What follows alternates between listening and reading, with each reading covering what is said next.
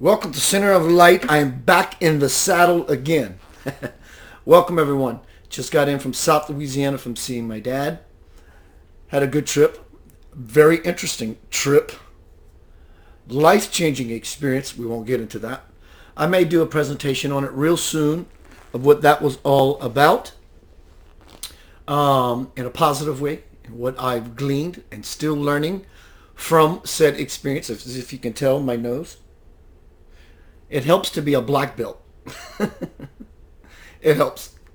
I'll explain that. I'm having fun with a life-changing situation. Welcome to Center of Light. Let's see who's here.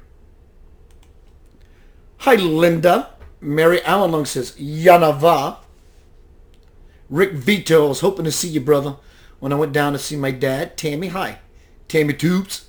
Dana, hi, Dana. Elwood Co-op, brother, thank you for the using of your music equipment. It means the world to me. You mean the world to me. Mary DuPont, I'm not sure if my sister's still here. Ann Duplantis, Callan Renando, Kristen Davis. Thomas, let's look in the room over here in another way. Dana, Linda, Kelly, Thomas, Edwin Simpson. What's up, Ed? Guitar playing, gunslinging fool. Carolyn Elwood, Mary Emlung. Back in the saddle again. A week of being away from what I love. I love my family. That's why I went there. My dad had some tests done because he had triple bypass a year plus ago. Everything looks good. Played music. Saw family and friends, which is always a delight to me to see them out in public. Not only because I love playing music. It's the opportunity for a family reunion, friendship reunion with those people some of them I haven't seen since I was 16 years old. Meeting friends that find out I came to town and I'm playing music. It's always a blessing. I want to do a quick announcement. Hello, Melissa McElroy. I love, thank you, Edwin. He says, love what you do, brother. I hope to see you soon, bro. Tomorrow night, come on out and play some guitar. If you're living in Memphis. At Rock House Live Midtown, I do an open mic every Monday night from 7 to 11. The announcement is September 21st and 22nd, 4 Points Spiritual Expo, put on by Circle of Chi. That's Circle of QI. You can get on Facebook and look it up. Spiritual Holistic Fair. 4 Points is putting it on. Victoria Smith. Keynote speakers, 5 of them. Myself, keynote speaker. Radical Transformation, Crossing the Bridge to the Soul is my topic. Dr. Rita Louise. Larry Flaxman, who was on Ancient Aliens on the Discovery Channel. Lynette Marie, Holistic Living. Healthy food, preventative medicine kind of idea. Phenomenal, phenomenal, phenomenal. Memphis, Tennessee, take a road trip. Come a day early, hang out with me. I play music. Come see me play. The next morning we wake up. We go get some breakfast. We move on towards the spiritual fair. What's up, Enos Thibodeau? $20 for 2 days, $15 per day. There's going to be readers, spiritual readers, vending booths, best-selling authors, healers of all sorts, gemstones. It's just going to be packed. But the point is not to go over there as a novelty or entertainment to buy something and to take something away. We want you to take something away, but what we really want you to take away is a greater bliss, a greater level of empowerment that you can implement in your life. I have no doubt, I've had psychic visions surrounding this event that Victoria Smith is going to be bringing forth, that is going to be absolutely, completely successful. 4 Points Spiritual Expo, September 1st and September 22nd. I am a keynote speaker. I think I'm going to, in my next presentation, I'm going to give a rundown of the times of the keynote speakers. On Sunday, we're going to have a metaphysical spiritual panel. I am on that panel about the betterment of the community, not only Memphis community, tri-state community, but the community of wherever you are, community of the state, community of the country, the community of the world. How we can plug in and engage to a greater degree for a greater capacity of unfoldment about who we really are. Tonight's presentation is really going to be about a review of the work I have been doing. I am going to take questions from you shortly. I will bring up different talk points, and as we move into them, feel free to pose your question. But I am holding out. I may do a couple of more presentations about the work I have been doing for the last couple of years, hammering on some key points. But I'm also now, in this moment, as I declared to you, I didn't see this coming, making myself available for different truths that are yet to unfold, that are integral for the times we're living in. The times we're living in. Boy, did you choose to incarnate on this planet at a delicious, glorious time.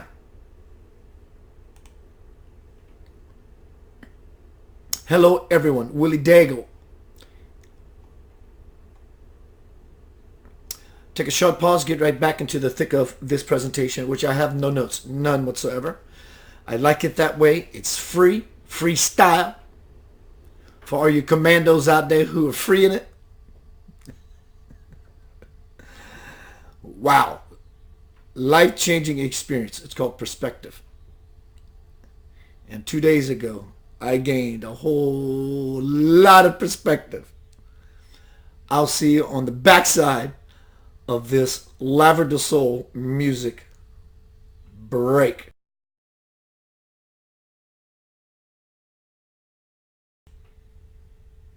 Life-changing experience, truly. Why not play the song by Laveur du Soul, Angel of Love? Because there was one present with me and a friend of mine, and I'm grateful.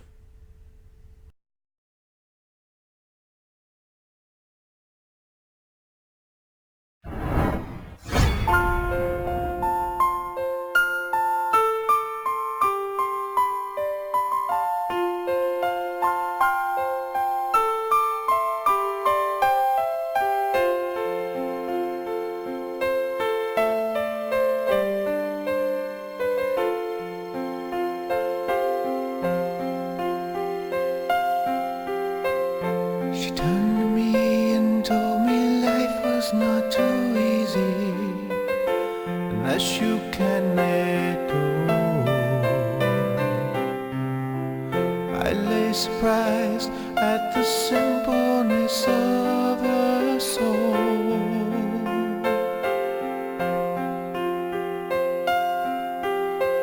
Wasting away in a sea of uncertainty. She had stayed with me for days. I needed love in so many different ways.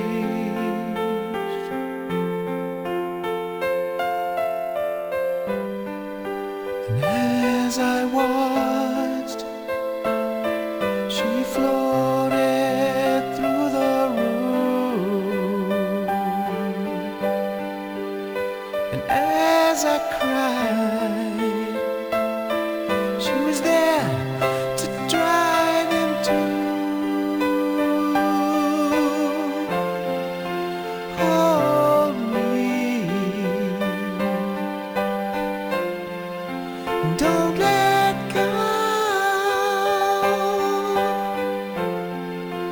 Hold me.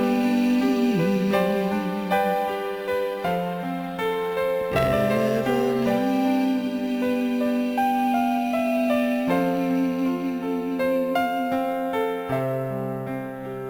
Never leave.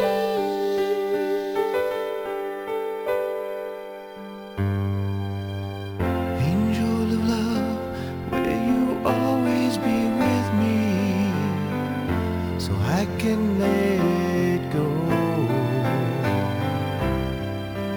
Reveal to me the beauty of your soul.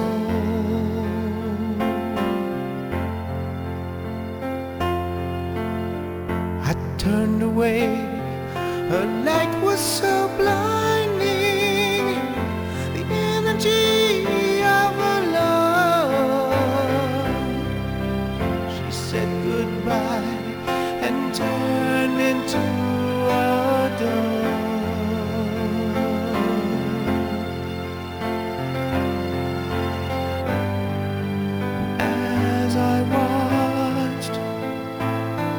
She floated through the room, and as I cried, she was there to dry them too.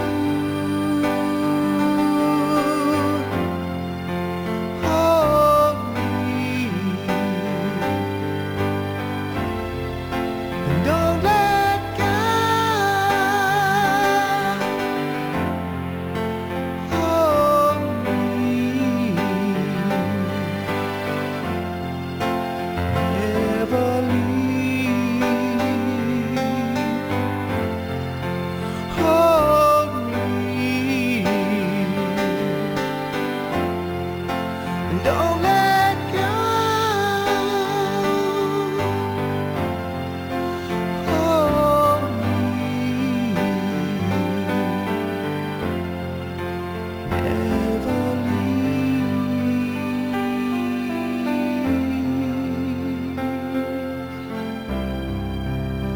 Never leave.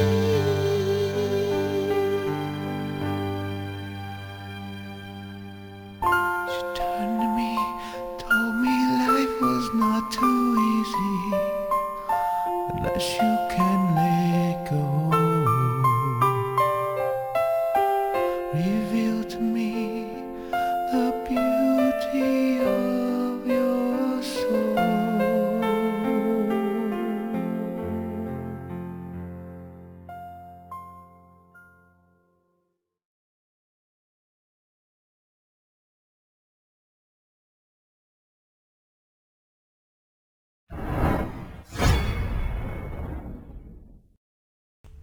Welcome back to Center of Light, Yanava.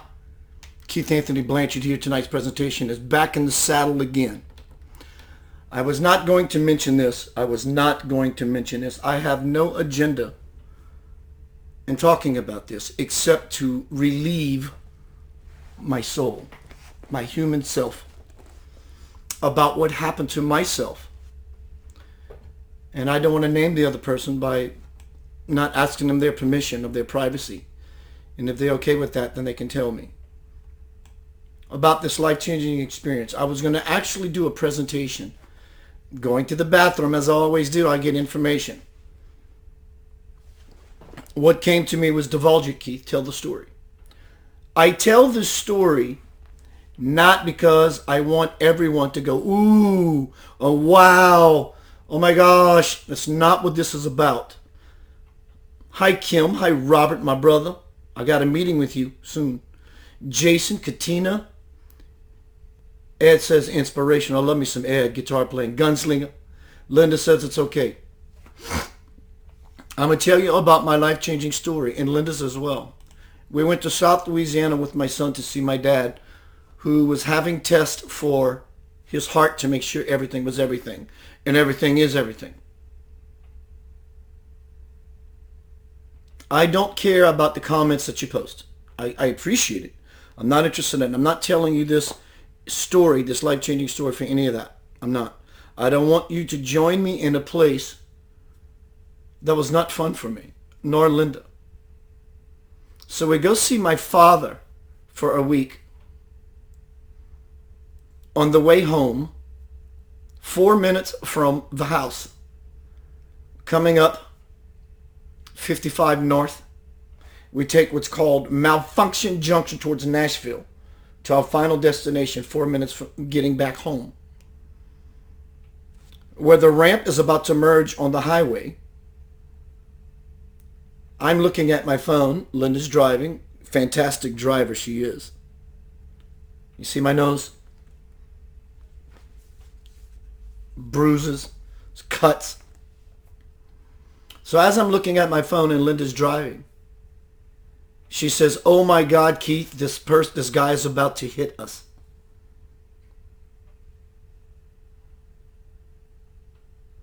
The car immediately begins to spin or begins to go out of control. And Linda is trying to right the situation by navigating the car. The car goes hard left and she steers it to the right to make up for the difference. And then we go hard right at 50 miles an hour. And that car has almost the turn ratio on this vehicle is crazy amazing. But the wheels grabbed and it turned this way. And when the car took a hard right this way, she counterpointed again. And we're going for the center wall, the medium. And we hit it. Here's the wall. And when we hit the wall, the car went up the wall and went over itself, barrel rolled 3 times.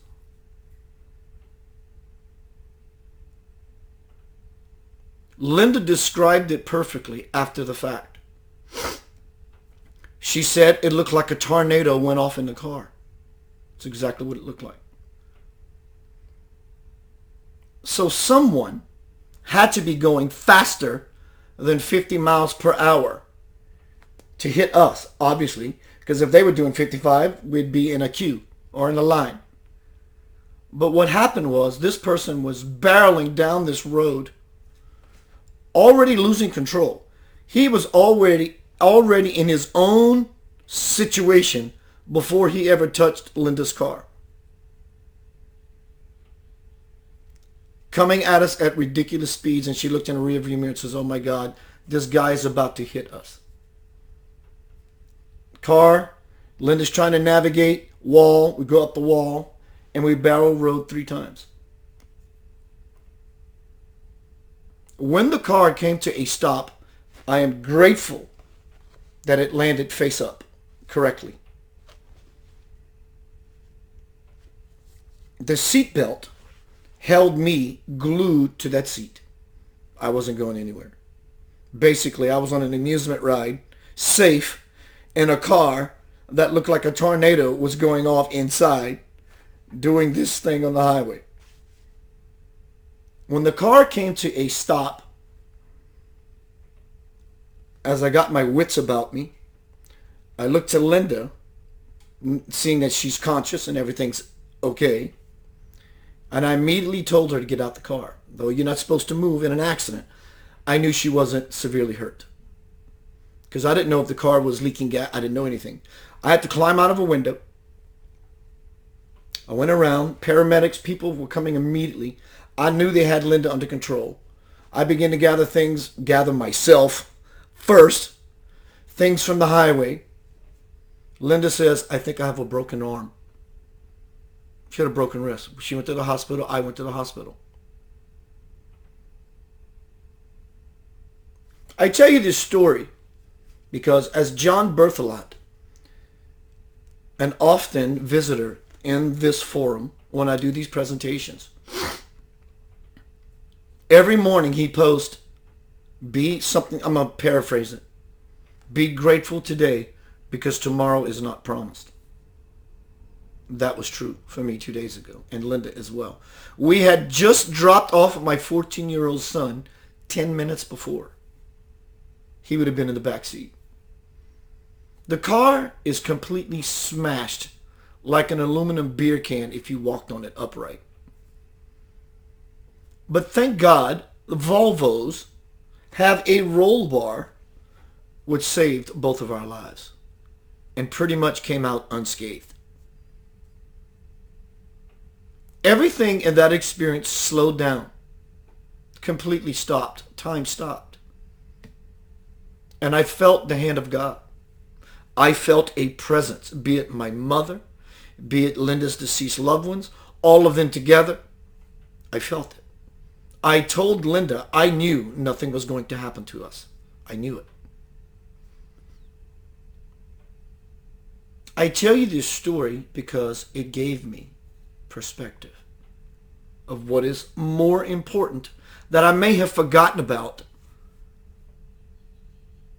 and metaphorically somehow let my life spin out of control. It brought me back to center, back to a space of understanding, the space that I live in, of which I'm grateful for every day. It gave me a little more taste of grace. You can see it on my face. You're not promised tomorrow. But what you can do for yourself is submerge yourself in light, the presence of God, because as I said, in that car, I felt it.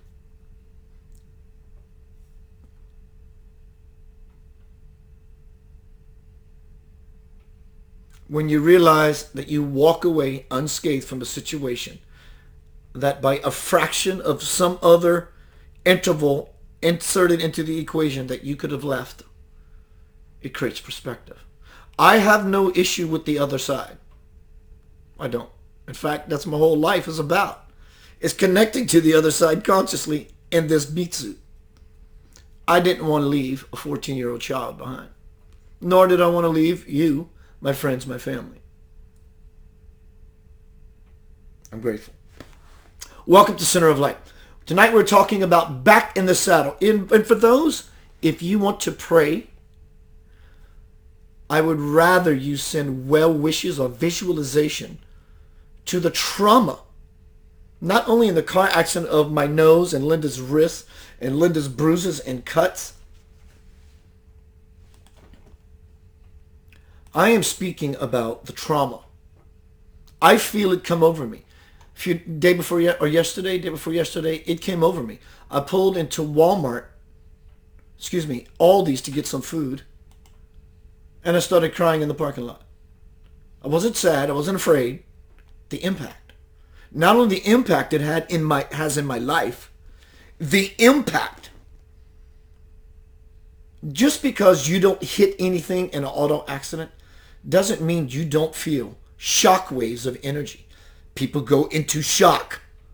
Yesterday, I felt the shock when I started to cry in the parking lot. Invisible energy is every bit as dangerous as hitting a wall.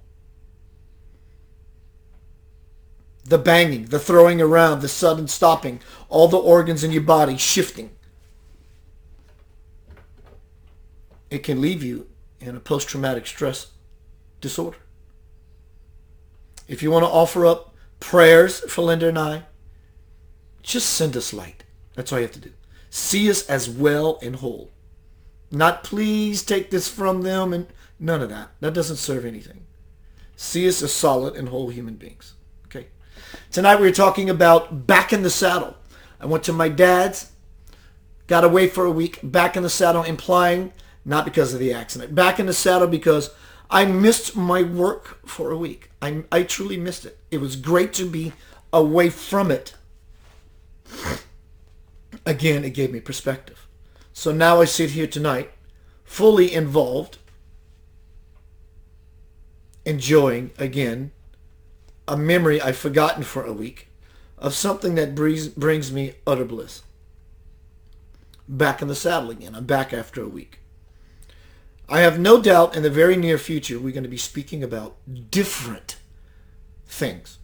Lots of same words, lots of same principles and ideas. But I get the feeling this is going to be about things to come. You could call it intuition. You could call it being in touch with a divine man. You could call it prophecy. It doesn't matter what you call it. I know that I'm being impregnated right now to tell you of what I don't even know what's to come. I just know it's coming. How do I know that? Because my life slowed down in that car. And I got a glimpse of eternity in that slowing down process. It gave me perspective. I know that myself and Linda was held by the hand of God. I have no doubt whatsoever. None whatsoever. My gesture, as always, to my friends, my family, you, and to myself, on levels I don't even understand, the connection I have consciously with Spirit, as how I'm able to bring forth such information and wisdom and knowledge and fun and inspiration, is to prepare us for what we have no idea is about to come. This is not doom and gloom prophecy. This is not jump up and down and everybody let's go get a snow cone. This is just about the facts of the matter of the time you have chosen to incarnate into, which is right here, right now, sitting on your chair, looking at your phone or your computer, watching this presentation. My work is to always empower you and to shower you with the grace that falls upon my face via my divine connection And my job, my work, my will, my love is to always help you connect to your divine connection. How do you do that? Sometimes it takes an outside source. Myself, another teacher, a good book, a good piece of music. It helps us to fall in. And so that's where I really dwell. Now you can connect to the part of yourself by using such a catalyst as my teachings, other teachings, a great book, great piece of music, so forth and so on. Because God is omnipresent. It's not only internal, which it is. It's the source of all creation. God is the naturalness of all things. The nature of all things is God. But it does not exclude the outside world. Because that outside world with all those people moving about in it have God in them also. Even the bad people. Even the Rockefellers. Even the Illuminati, even the whoever those knuckleheads are. God is telling us something through everything and everyone in every situation. Perspective. Back in the saddle again.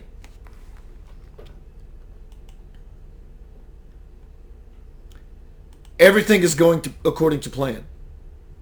Everything is going according to plan.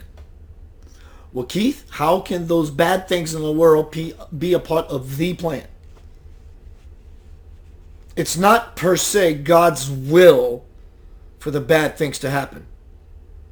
We first, in order to ever understand the dynamic that's happening in the world, you will never understand it until you understand the dynamic that is happening within you. First. Until then, you will judge, blame the outside world.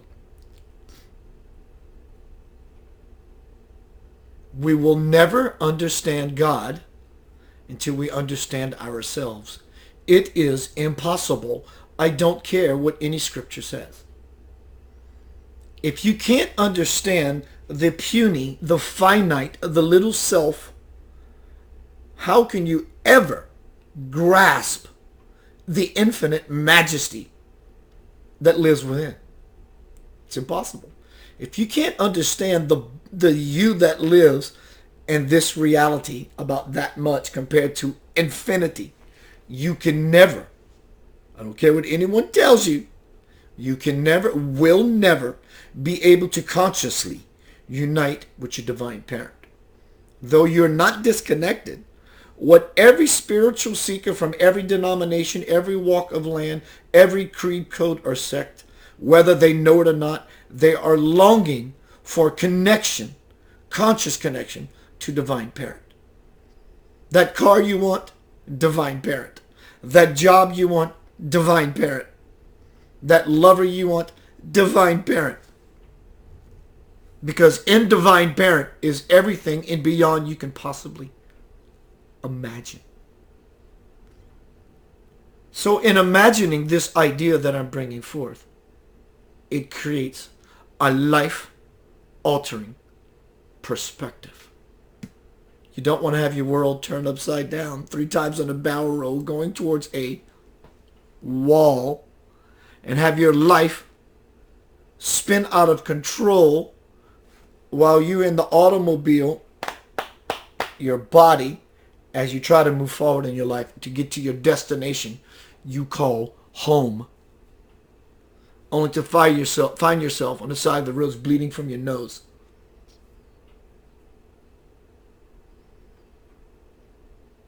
As we review Center of Light's work for the last couple of years,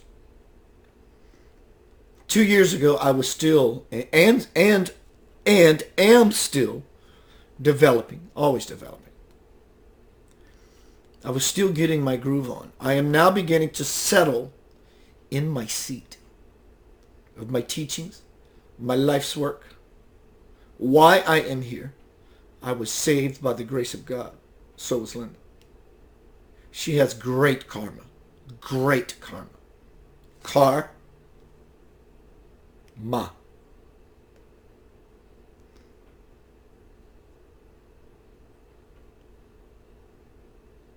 My work ain't done just yet. Over the last year plus, we have been speaking about extraterrestrials. It's done. You don't ever have to kid yourself, believe, disbelieve anymore. It doesn't matter what you believe. You will never take away the fact and the reality. Not only are they coming, that they're here, you don't even have to accept the idea that you are part of they.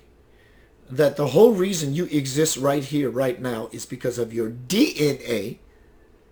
That is the final say that you are a starseed, no matter who you are. You are part extraterrestrial. So the aliens exist. They're here. Don't get caught up in the hoopla about the bad ones. There are some bad ones. The ones who are here are watching over their investment. What do I mean by investment? I mean you. You are their investment.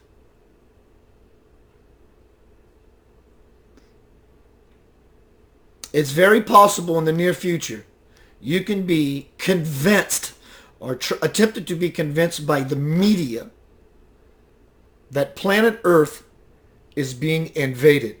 Don't believe it. It's never going to happen. What will be happening if it comes out in the media that there are extraterrestrial ships in the skies, and no one can deny it because it's on social media live like the movie Independence Day, is because they have no choice but to announce live we're being invaded. But they know we are not. They want to keep you from the extraterrestrials because therein lies your liberation. Why? They don't care if you believe in extraterrestrials. They already know you believe in extraterrestrials. Then what is the problem? It's the technology. They don't want you shaking hands with universal technology that's been around billions and billions and billions and infinite on many different dimensions, bandwidths, frequencies that we can't even begin to understand. Beings exist. They want to keep you on a prison planet. That's not why you've come. You've come to liberate yourself first. Always first. And the masses second. We have been talking about chemtrails.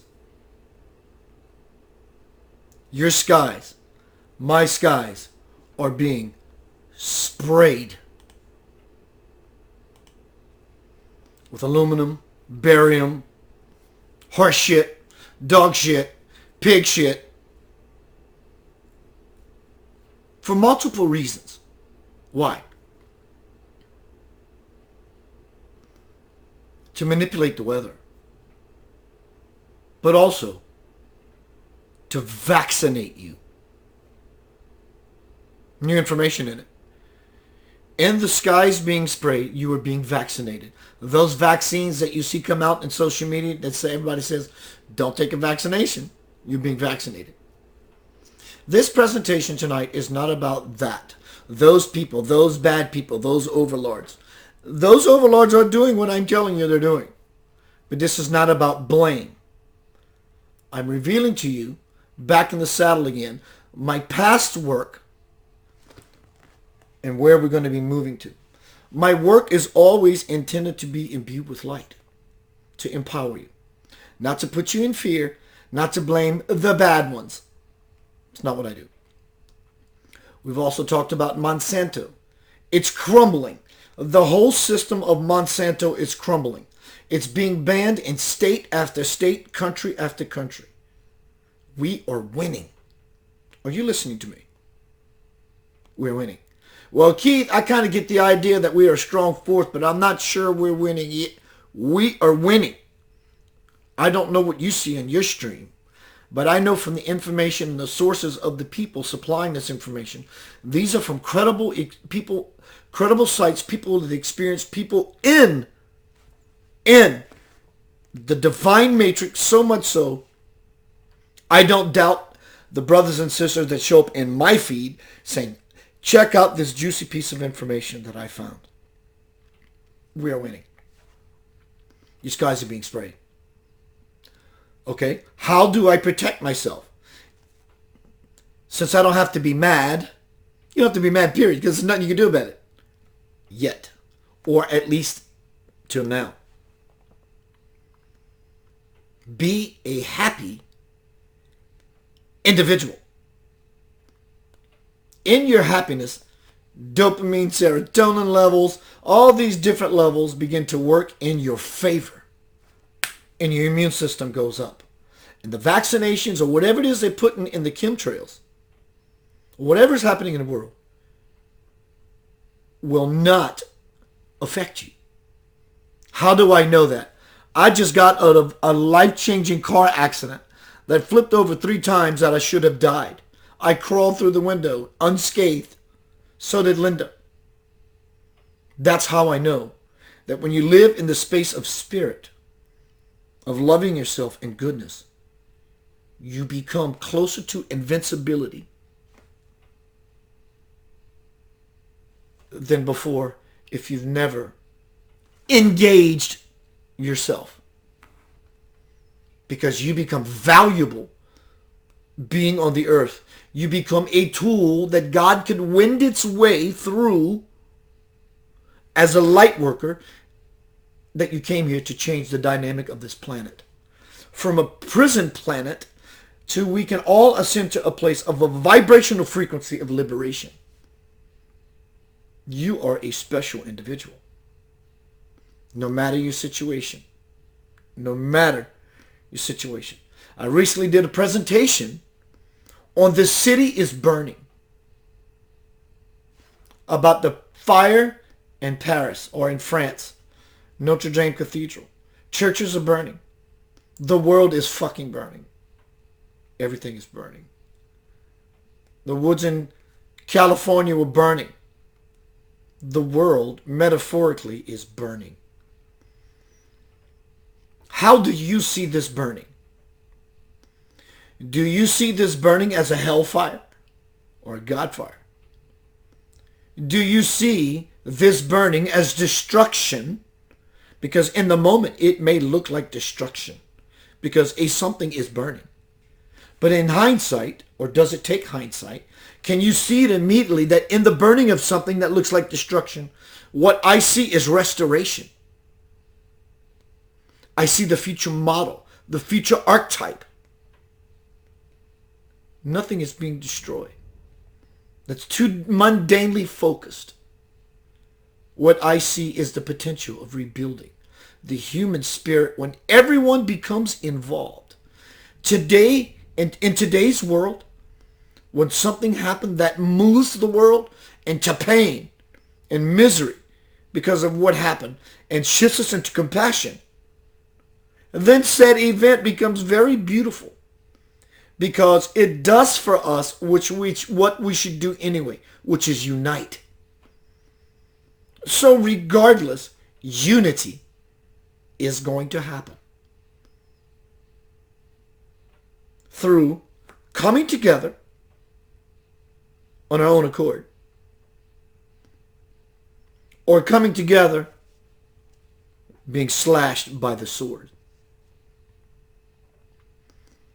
So what is God's will in all this?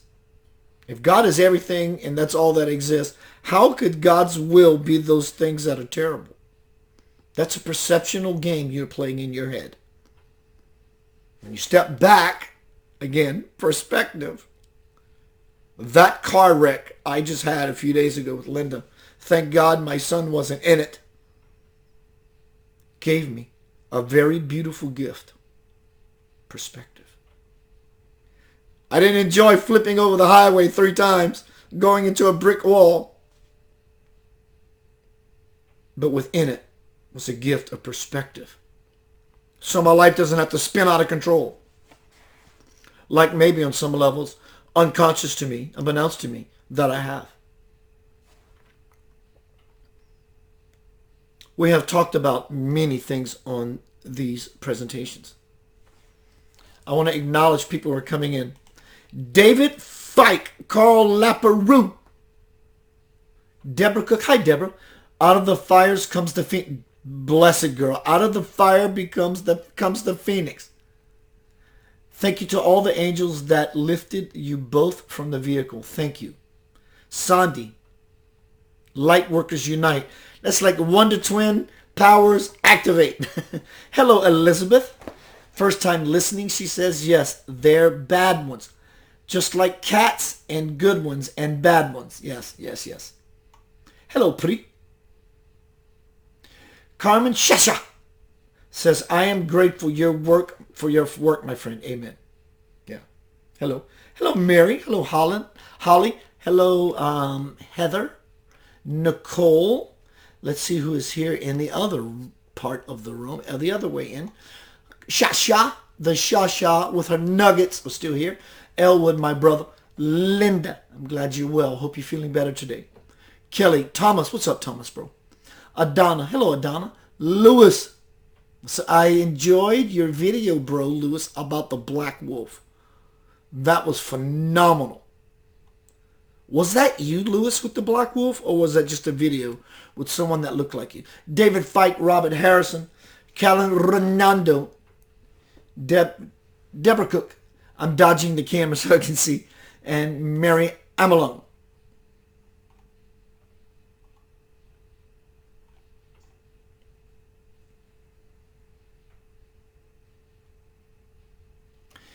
Robert Harrison says, your perspective was forming before you even were approaching that event. Yes, sir, it was. I have no doubt, and I think you were actually 101% correct. It was aligned powerfully. It was set up. It was purposeful. So, a quick recap of what I have been talking about.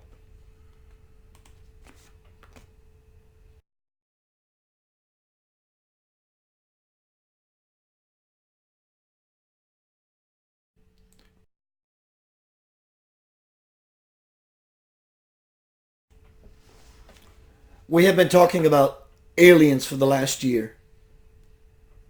Chemtrails, vaccinations, the Vatican, child abductions, human trafficking, children trafficking.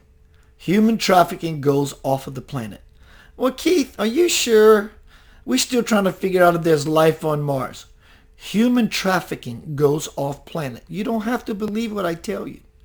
Open your mind, open the file, insert the document in the file, and shut the filing cabinet. But leave it open. You will see. Mushrooms, magic mushrooms are becoming legal. Marijuana, THC, CBD oil, it's legal. Not everywhere. But let me give you a piece of prophecy or common sense or logic or self-evaluation. Myself, I know me very well.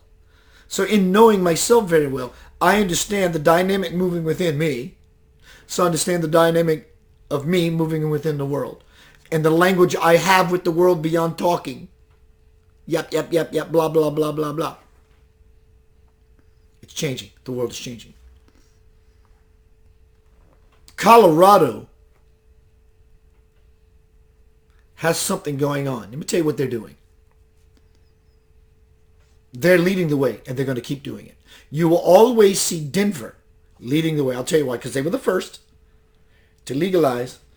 Well, not the first to legalize, but they made it a big bang in the decriminalization of marijuana. It's not about the marijuana. It's about the changing of the world. couple other people followed on decriminalizing marijuana.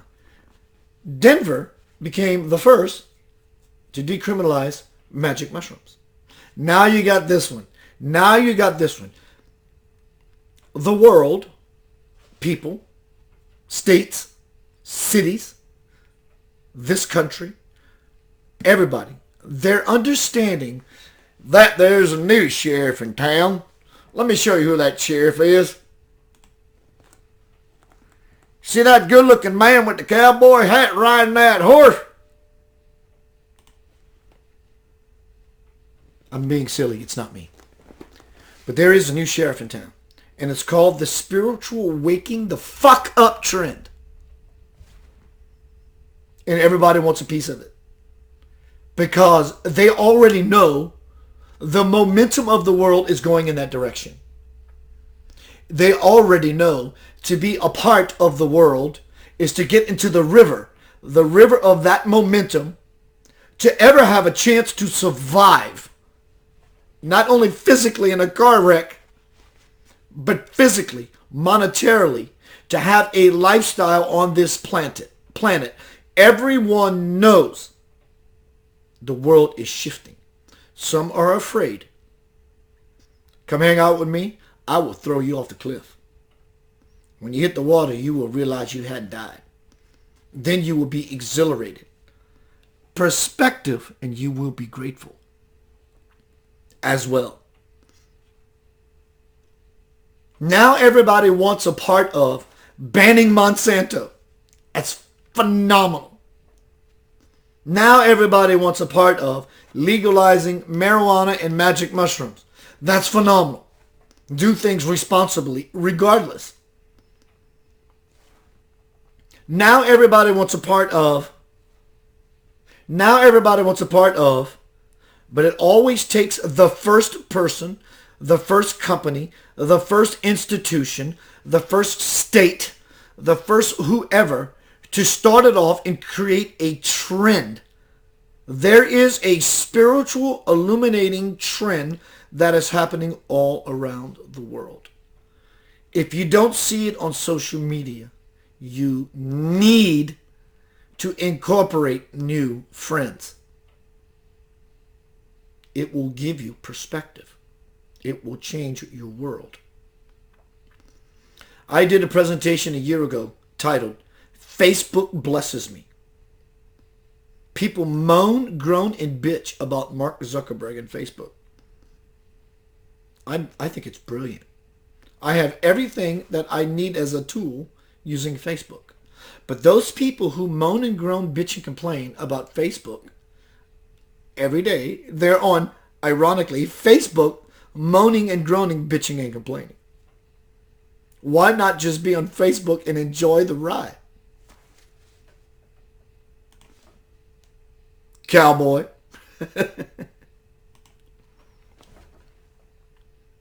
I do know that in the very near future, the teachings are going to change. My teachings are going to change. There will be reminiscent of things that I always do. New information is going to come forth. How do I know this? I could just be telling you a bunch of shit. And even if I was, I'm going to make it happen. But I'm not. I know when I am being impregnated. A download, as it's called in the spiritual movement, if you will. People talk about ascension into higher levels of glory. That's true. Don't kid yourself. It's too much noise. You are already existing in the highest level of glory. Simply, are you aware of it? That's the task for everyone. And when you acknowledge you're in the most sacred space you can ever be in, there's no other sacred space. You don't get to a more sacred space through time. You can have it right now. And whatever one you have is a sacred space. The object of the game of life is to expand so much so into it. You become conscious of the moving river that's moving you along. Whether you know you're being propelled or not. That's the gig. What is 5D? I've been hearing about the fifth dimension. We're going to ascend into 5D. Don't listen to the hype. You may shift into 5D, but it's not this thing you go buy at Walmart on sale for $2.99, reduced from $15.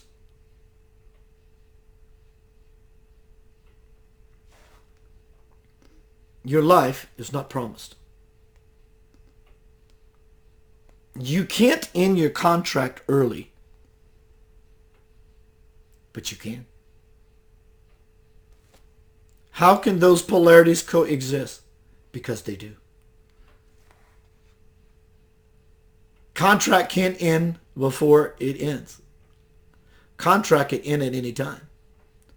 There's something else in between called a new agreement that you make with Spirit unconsciously that says, I'm ready to go. And Spirit says, I can see that you are. Let's check out. And like that, your life changes. Your world gets torn asunder.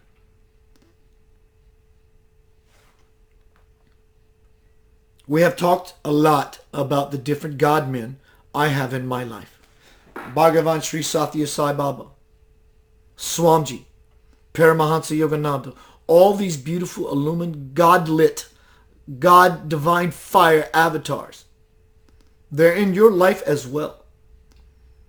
And it depends on your level of devotion to be in the divine ocean is what makes them present for you. To save you in a car wreck. To save you from someone who is jacking you around. To place you in the most perfect opportunity for expansion. That expansion can potentially look like something you don't want to happen in your life. Regardless, you will expand from it. Or your expansion can look like something you've always wanted. Either way, you get to expand. Just pay attention to what hand you are shaking. The one that is giving or the one that may feel forsaking. Make no mistaking about it.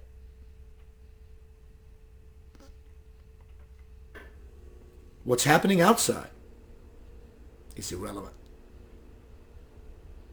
What's happening inside is most important.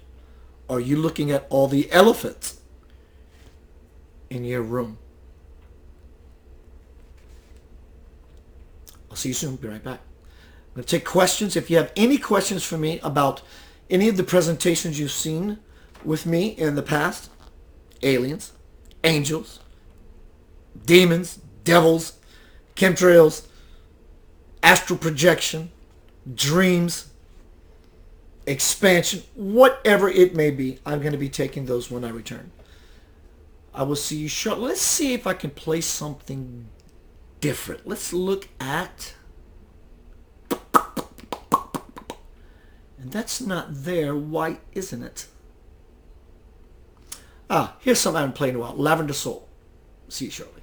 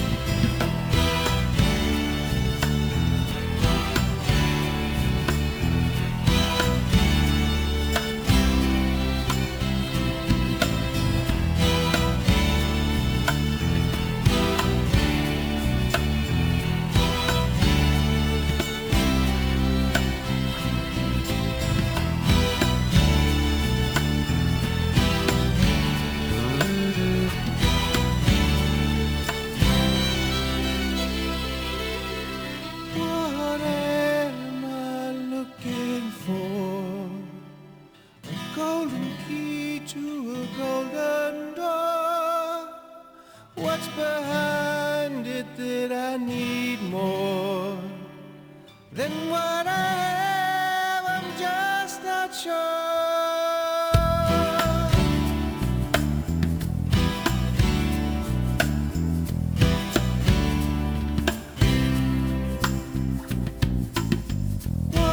am I searching for?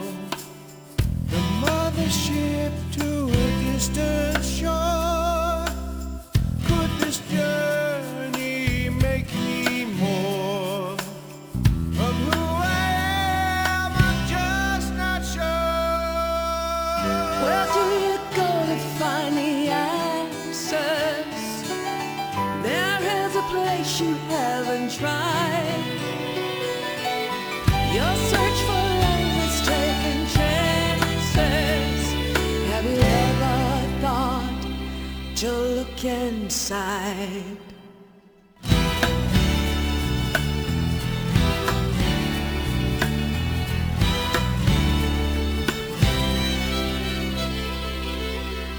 What am I hoping for? A better world, is there a cure? What can I do to help this poor? I'm at a loss, I'm just not sure.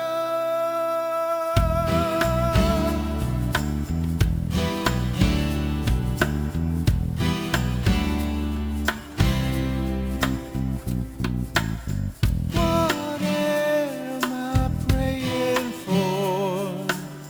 To see the light around the world and the people's love restored. Peace on earth, on this I'm sure. Where do you go to find your answers? There is a place you haven't tried. Your search for love is taking chances. Have you ever thought to look inside?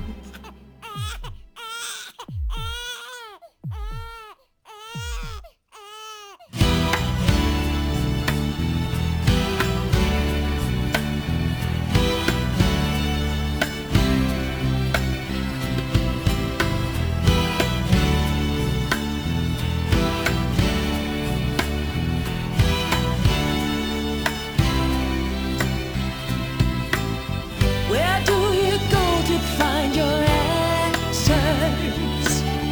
There is a place you haven't tried. Your search for love is taking chances. Have you ever thought to look inside? You hold the key to find your answers. I am the door you have not tried.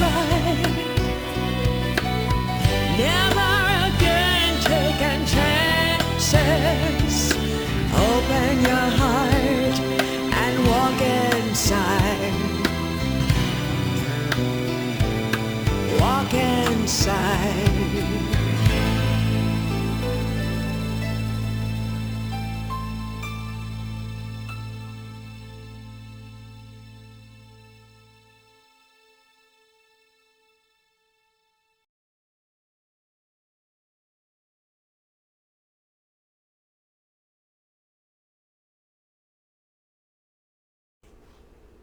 Let's do that again. Welcome back to Center of Light. I'm out of practice. Tonight we're talking about back in the saddle again. After a week of being out of town with my father, my family, remembering my home, where I come from, South Louisiana.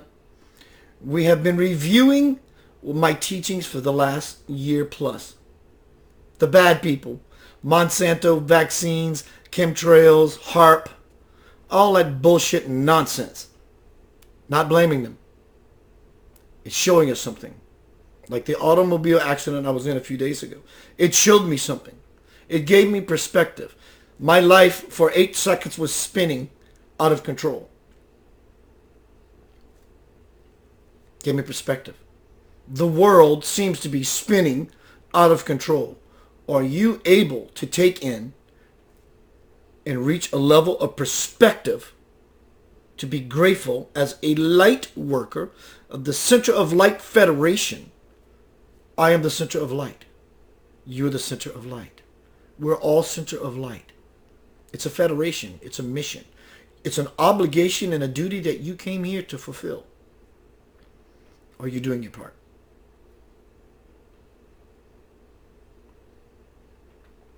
Are you doing your part when you can? Are you doing it even when you sleep? Is it default in you? Is it second nature in you? To where everything you are is about changing you. You. Change you. Not that you're broken.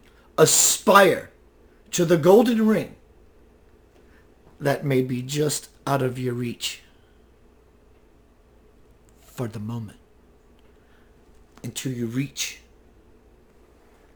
then it becomes in your grasp. You can touch it for now. Then you can touch a little more of it. Then you can put your hands on it. Then you can bring it into your fold. This is the prophecy that has been told and will forever be told to every one of us on this planet has been bought and sold by the idea that humanity first leads the way.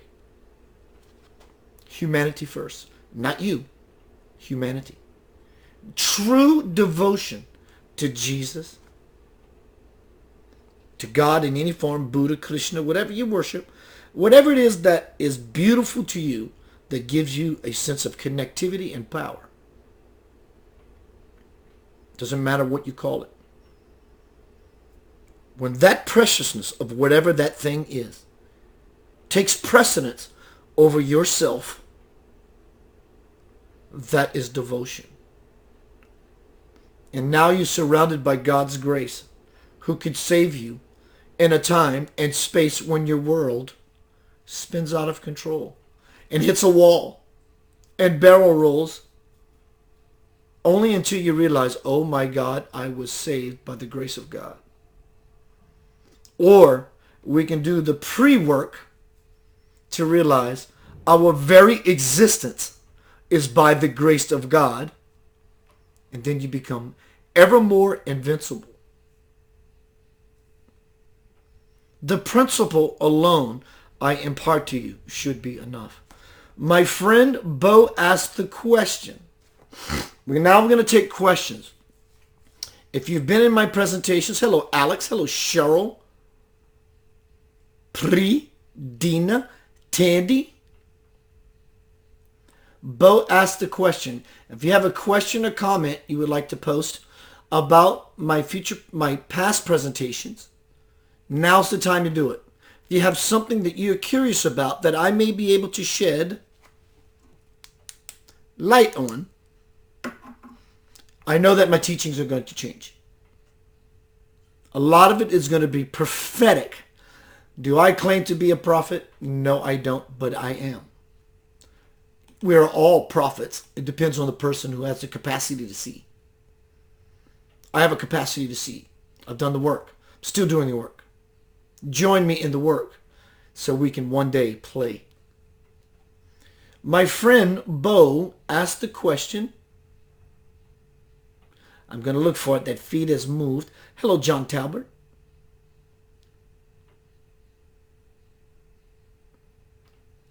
Robert says, say Yanava 3 times real fast. Yanava, Yanava, Yanava. So my brother, Bo, asked the question. I'm looking for it. I would say, I believe, I think we're speaking about, nope, that's not the one. Hello, Joanne Kistler. Joanne, we have a date, I think maybe tomorrow or Tuesday. Joanne, you were not here earlier. I don't want anyone's sympathy or sorrow, or I'm so sorry. I was in an automobile accident, so I'm trying to get back together, which I am there now. Contact me, please, tomorrow, Joanne. I do have an appointment with you about future Center of Light Radio collaborative work. Bo James says, if we have a dream about contact with extraterrestrials, is it really a dream? There's a question for everybody. Fantastic question. Fantastic question, bro. So basically, Bo is asking the question, if I have a dream that I was aboard an extraterrestrial craft, am I dreaming or is it real? Well, I can tell you, you're having at least a real dream, a real experience. Whether it's actually truly under the umbrella of dream or experience can be somewhat seen as a very gray area or almost irrelevant, because the experience of what is taking place for the person is real. Is it not? That's their reality in that moment. So in such a way, one is having an extra experience. You are terrestrial, and as a terrestrial, you're having an extra experience that you don't normally have. So that would be an extra terrestrial experience. But that's not the question you're asking. The question you're asking is, if I have a dream scenario, be it a dream or real, does it mean am I dreaming or am I having a real one? You know that by how present you are in the experience. That you know, oh my God, I have a body laying on a bed somewhere. And right now in this moment, I am hyper-conscious and present. If you go that far and have that much, you are no doubt having a lucid experience. Now, because you wake up in the morning and you review what happened to you last night while you were asleep, on that movie screen that flashed by, that might have been about extraterrestrials, does not nullify the fact that you may have had an extraterrestrial visit on a ship. Nor does it mean that when you have a very lucid experience that you had an extraterrestrial experience. It can mean that your mind has painted a picture in such a way that you understand that you are having a beyond normal experience. See, it's always gray, but it's all true. The only way you will ever understand what I'm divulging, sharing with you, is by inner work. But there is a truth that will resound with you, not in the head. Well, I believe that I could have been on a ship last night because I saw a movie on a screen and there were other people and they didn't look like us. Something inside you will know. You may not even recall what they look like. You may not even recall being on a ship. You will know through your feeling, I had an experience last night with somebody, an angelic being, on some place, no angelic being, I was on watching a star being born. You may not be able to recall the details and what you know as a sensory object, sight, but true sight will tell you you left what you know as you last night to experience something which is truly of your own divine nature. It requires diligence, Bo, in everyone, of doing the work and understanding through many years of practice. For many years, it felt like I was on a ship or visiting with others. But now that I've had many experiences that I absolutely no bones to soul, I was on a ship, you begin to be able to detect an honest, solid experience from one that the mind was fabricating metaphorically to share something that you needed to decipher. Let's see who's in the room asking a question. What's up, my Broham Lincoln? Broham Lincoln, Abraham Lincoln. What's up, Shannon? LaFever? Saturday Night LaFever? Deborah asked, hi Deborah, says, I used to have this dream about being contained in this complex of different layers and always wanting to get to the top and over the side of the complex to get to the woods. All I wanted to do is go into the woods. The first thing that comes to heart for me, for you, Deborah, is I understand your attempt to want to see greater than what's in front of you. In other words, this seems like possibly a block. I want to get up and over so I can see the vastness of what I know lies on the other side. Right? That's exactly what you're saying, and I know you would agree with that. The first thing that came to me was, not always are we able to see the forest through the trees. So being up and over, though that is your beautiful intention, may not have served you as well as it could have if you went through the wall versus over it.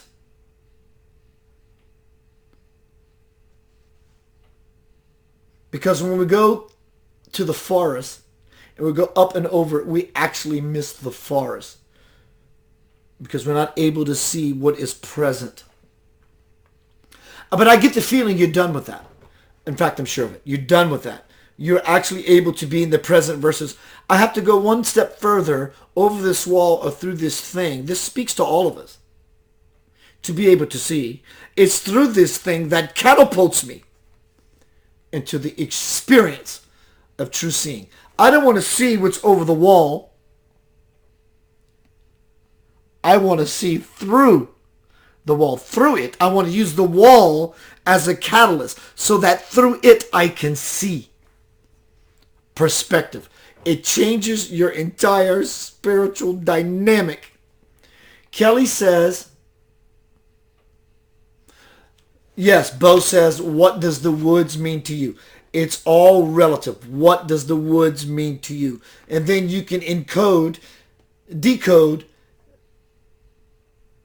the messages that are for you inherent.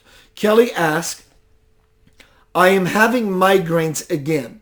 How can you tell if it is emotions or something else or both? Kelly, it is both. It's always both. Thoughts trigger emotions. Emotions convince us that it's real. Thoughts launch the object of our desire, whether it's a desire that we are truly desiring or not.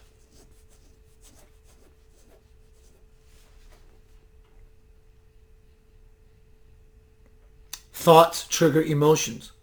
Emotions have a greater density, which wants to convince us that that's who I am. It's not. You're beyond we pretty much can understand that we're beyond the vibrations of thought and mentality, our mental base. It's a little more challenging to move out of the feeling, because feeling, wow, it's so there. Thoughts are fleeting, emotions a little more planted. So yes, Kelly, it is thought and it is feeling. Your migraines, for me, has to do with pressure. Thought pressure. Blows up like a balloon. Until the mind can't expand, so to speak, anymore, because now there's surface tension. What is a headache? It's tension. There's tension. So much to the level it's a migraine.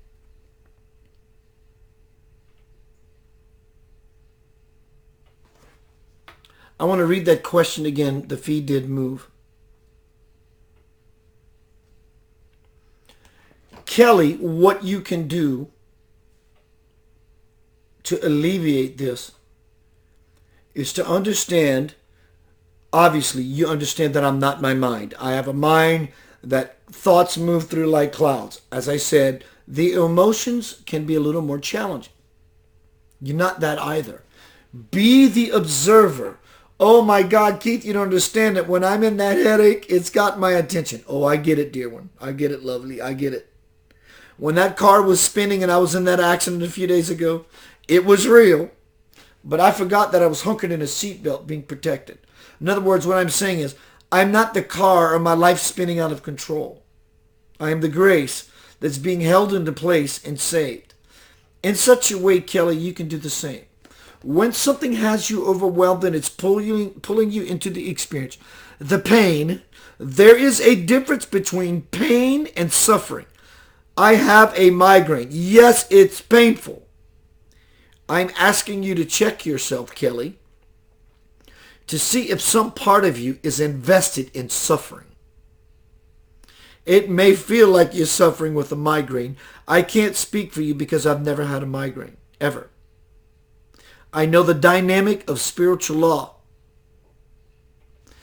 Remove yourself from the experience and let the smaller you experience the pain, and you will still feel it, but I promise you it will subside just as effective as ibuprofen works. Trust me. Back off. You don't want to dismiss the pain.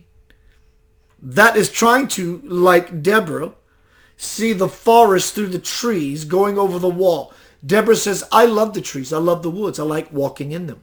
So she wants to launch herself over the wall. But you have to move through the wall.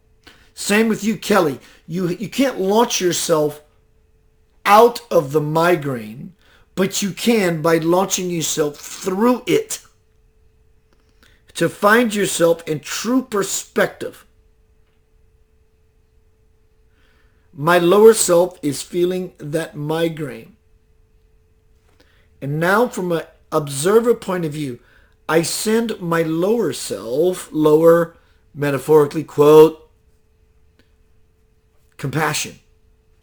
Because the you up here is not in pain. You're just the observer. You have dialogue with your deeper self.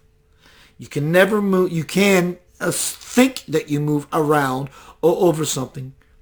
That's what we think we are doing in such situations. That is not what you're doing. What we are doing in such a way is we are deluding ourselves. It may be cool and it may cause temporary. It may cause temporary comfort, but it's not long lasting.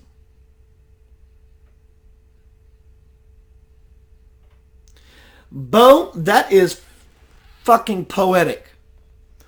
What is the core problem reaching the spiritual goal of freedom? That is the question you must find. In fact, Bo, I'm going to up your game and support you even further. The core problem of reaching the goal of spiritual liberation is one thinking that they have a goal of spiritual liberation to reach. If you do not accept your spiritual liberation now, thinking that you're going to reach for one and one day meet it, creates the separation between having it now until that one day. Your spiritual liberation is now. It may come in a future experience where you have the ultimate epiphany. But thinking that one day I'm going to be spiritually liberated is you, as the creator of your life, creating the situation that one day I'm going to reach my goal of spiritual liberation. You can't reach spiritual liberation.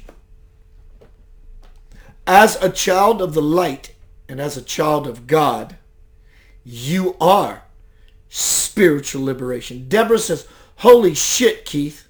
That was insane. Your car accident. Thank you. I walked away from a situation I could simply have died. Volvo has to be one of the most amazing, safest vehicles on the earth. They have a roll bar. That car was squashed like a beer can being walked on. The roof, because of the roll bar, was intact.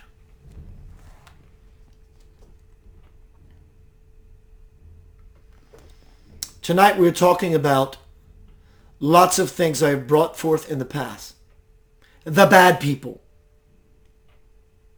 Chemtrails, vaccinations, all Monsanto, all that stuff. But from an empowered point of view. Hello, Angelo Rapin.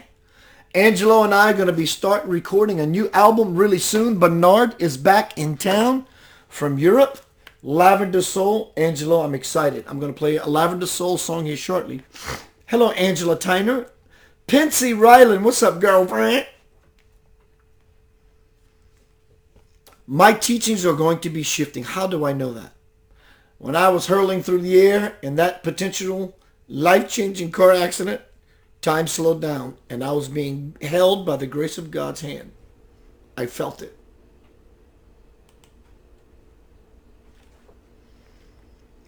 Please send me your questions while I take a Lavender Soul break.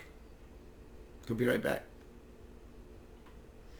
Peace, love, and dear Lord, as my day would say, live in the light. Let's see. We need our divine lover in this time of earthly, human change.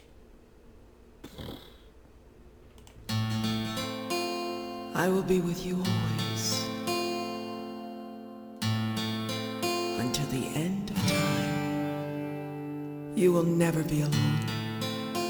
I am.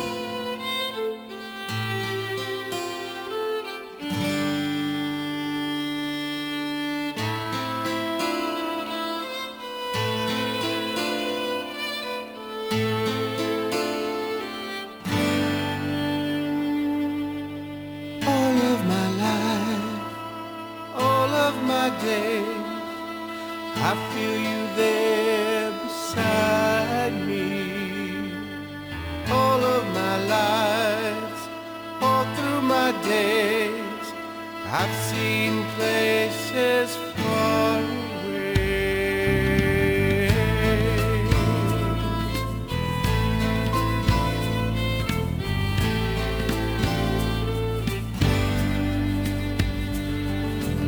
Wondering just when, time and again, I have come to know you.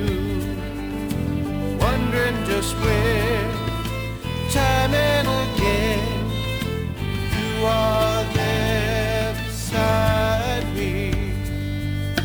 When I create, when I feel love, whenever I feel you with me, I celebrate times of my life. There is only you and me. Help me know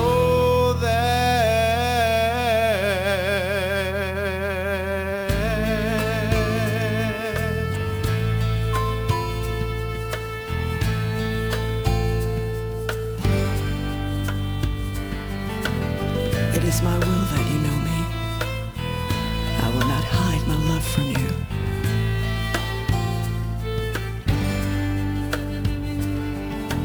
You create your reality, and every moment by your own perceptions, your judgments, actions. Peace is a state of mind. Bliss is a state of heart. Heaven is a state of being. deep in my heart, I know you're there. I can always feel you guiding my life to see the light that will lead me to the truth. When I create, when I feel love, whenever I feel you with me, I celebrate times of my life. There is only you and me. For you are my mother, My soul. my divine lover. I celebrate times of my life. There is only you and me. Help me live.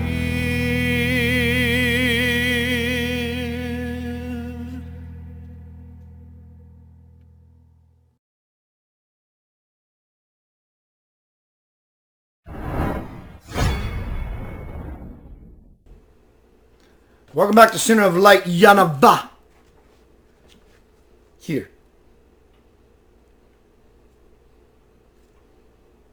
Tonight's presentation title is Back in the Saddle.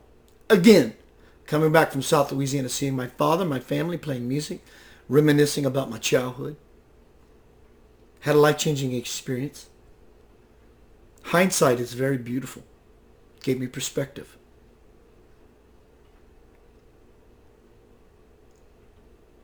I'm going into vessel mode. I wasn't expecting it. I feel it expanding inside of me, taking my consciousness, what I know as me, away from me, so to speak. And it begins to infuse inside of me.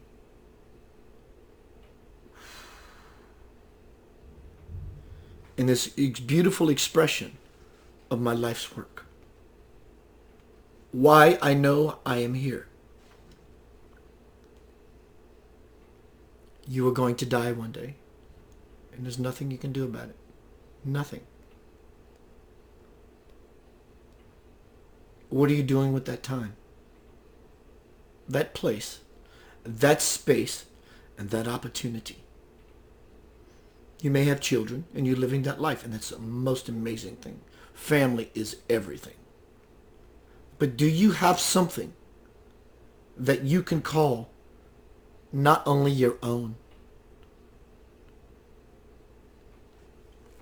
that is so powerful, magnificent, and beyond your life that you can equally have? You don't have to sacrifice one for the other. Because if you sacrifice one for the other, you're not living wholly, completely, and fully, are you now? So you incorporate it.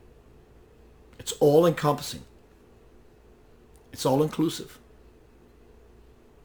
You're going to die one day. Ironically, you will forever live.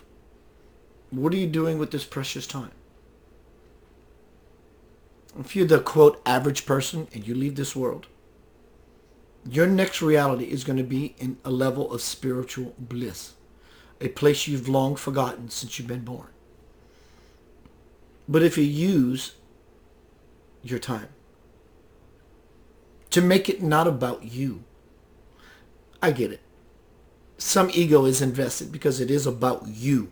It's about you engaging yourself to create attention to yourself as a way shower so others can see you because now you are visible. That requires ego. In a beautiful way. So others can now learn from your example. So that when you do pass, versus having a mediocre blissfulness in the spiritual dimension, that you get to live in greater degrees of the divine matrix, closer to the space of Creator. So basically, when humanity becomes first, doesn't exclude your wife, your husband, or your children, does not. It's incorporated. When you make humanity, including your wife, husband, children, family, friends, first, the greater the bang of light glory you experience when you die, which is going to happen to you one day, whether you like it or not. So are you using however long you live on this earth as a conscious rite of passage into higher realms of glory? Or it can take you many more lifetimes, and that's okay. You're not in trouble.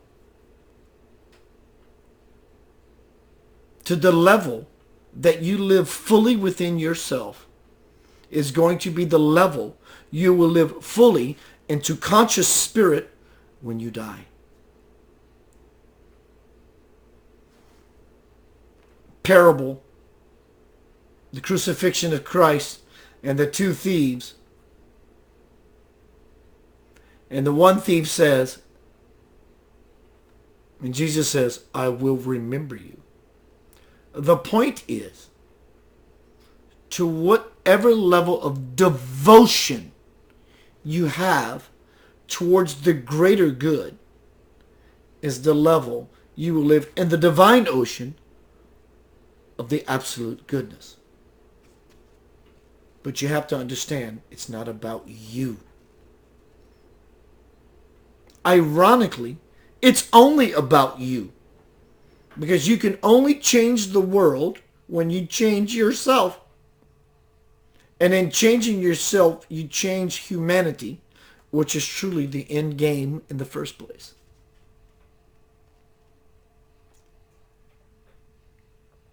Again, hello Chris Summerhill.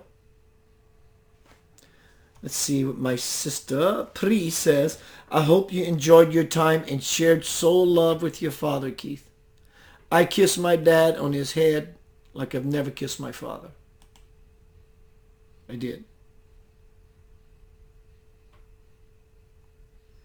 And when my father does pass, I'm going to be the male patriarch of the Blanchard family.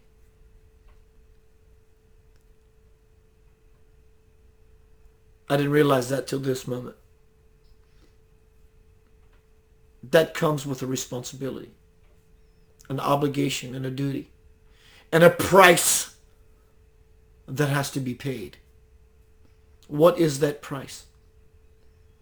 That I am severing the lineage of unconsciousness in my family.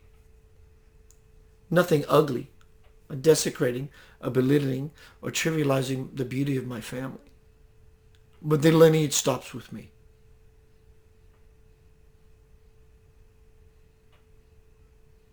Do I have to tell everyone in my family that it all stops with me? No, I don't.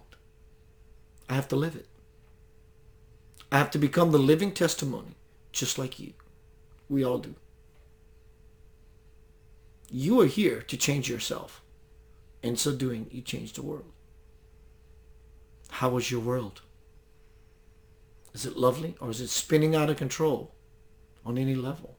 There's no judgment involved. But you be the judge of yourself by using your discernment. Because what you see in your present experience as you look out into this world will graduate when you cross over. I see lots of beauty in the world. I see some darkness. You graduate to the other side, you will see lots of beauty in your experience and graduated experience of negativity. Wherever you go with or without a body, you are. Because you are still you with or without your meat suit.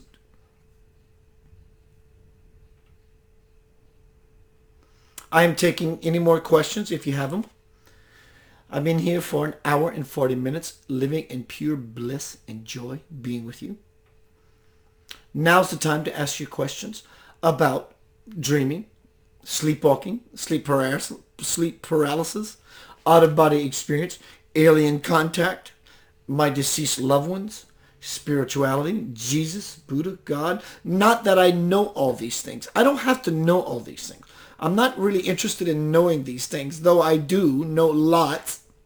I fall inside and I trust the level of my connection to whatever it is that is beneficial in the moment.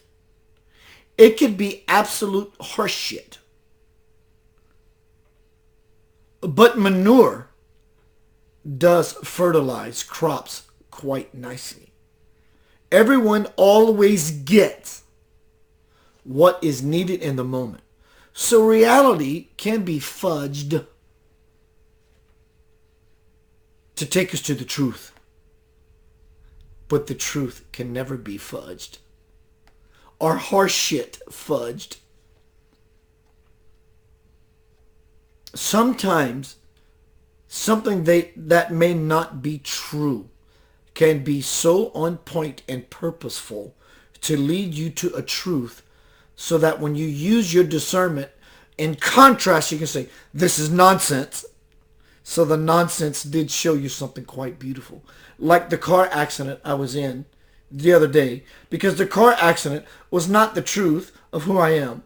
It was nonsense that I've somehow created in my life that taught me a greater lesson in the absolute truth, which is perspective.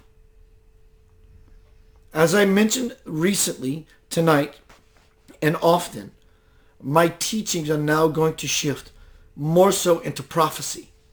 Not because I want to be right and say, everybody look at Keith, he's on the game. It's feeling me inside. That my work now is to be of greater service, is to prepare everyone for what is coming down the pike by using current situations to foresee all of us, to foresee, to see into the future so we can make the choices now so we don't have to be in an accident to create perspective.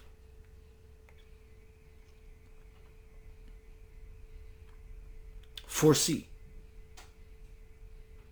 To see for a reason.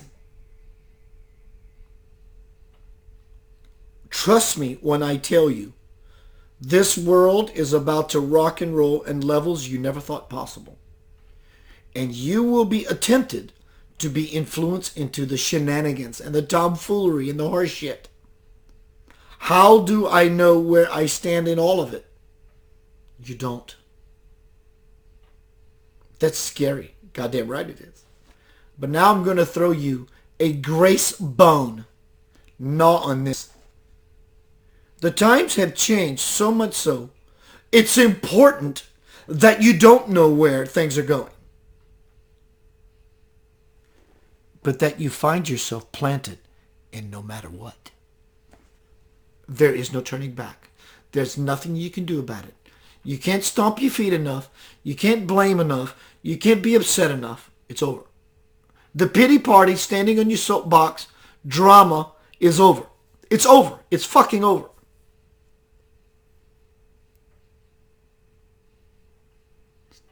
Your new information is that you find yourself, like Peter, planted like a lightning rod, no matter what happens.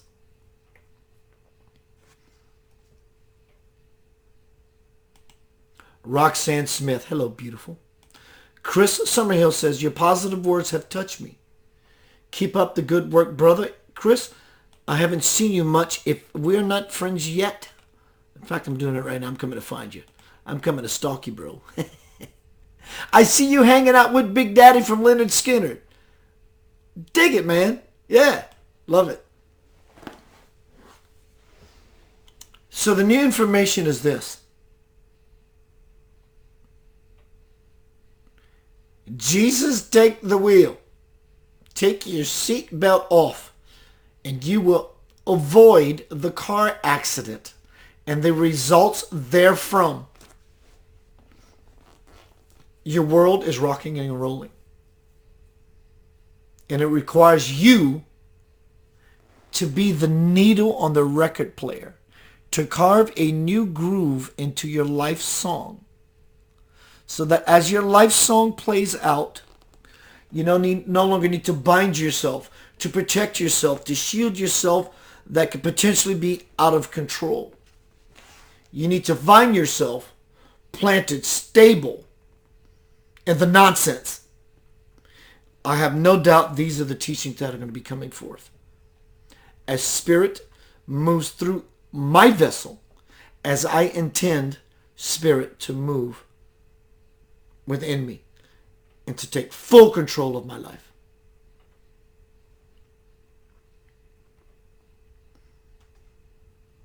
You will begin to see things you never thought possible.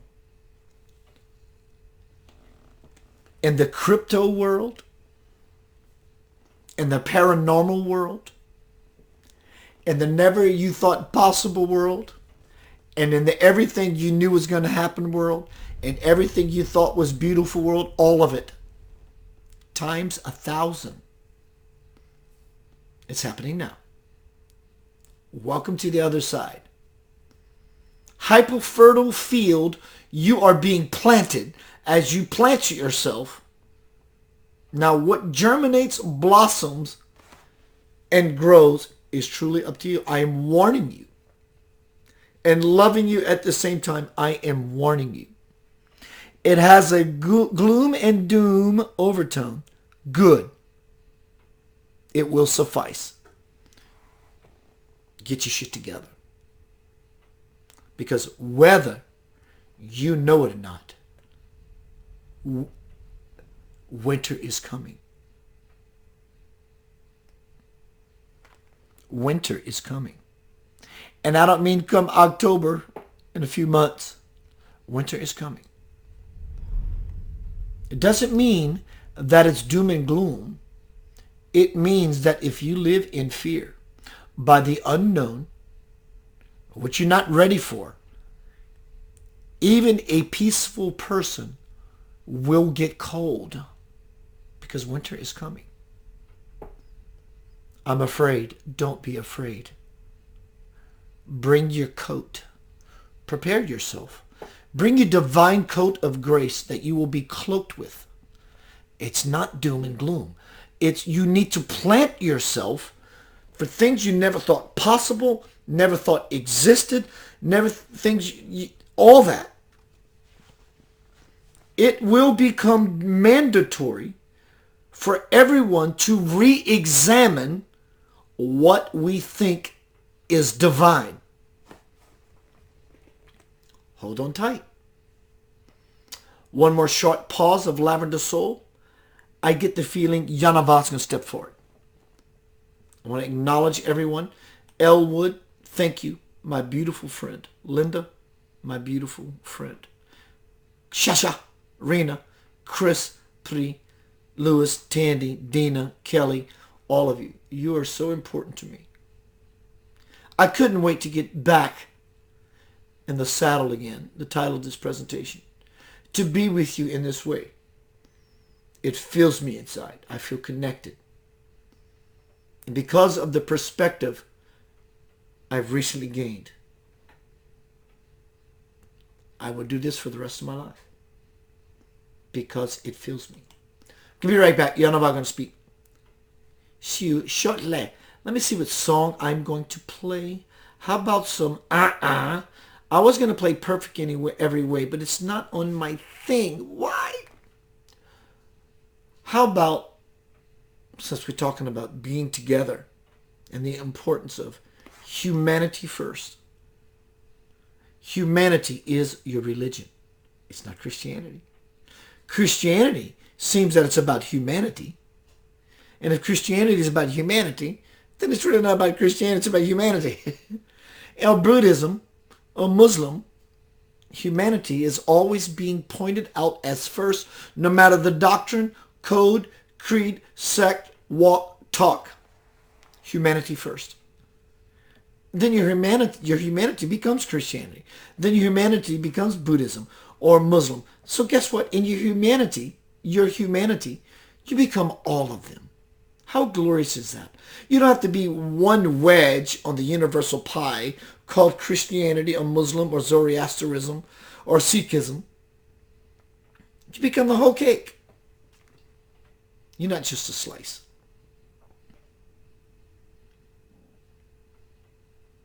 It's about being connected to that which is beautiful. And that which is most beautiful is you when you connect to your humanity. That is the spiritual law. That is the prophecy. That is being foretold through this platform, Yanava, Center of Light Federation. You are. And forever, I will be.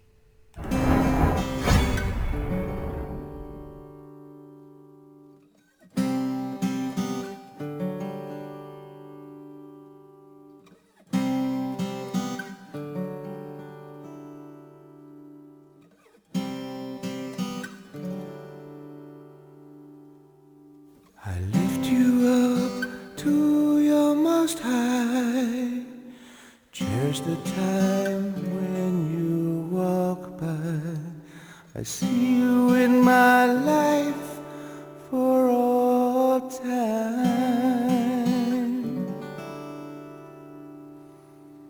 I've touched your face 1,000 lifetimes. I know the way you talking rhymes. The breath you take is part of mine.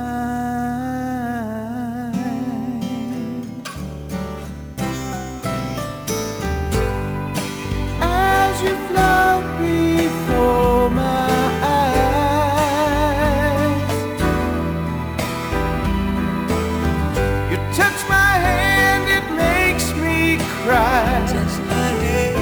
Just to know you're there, just to know you're there.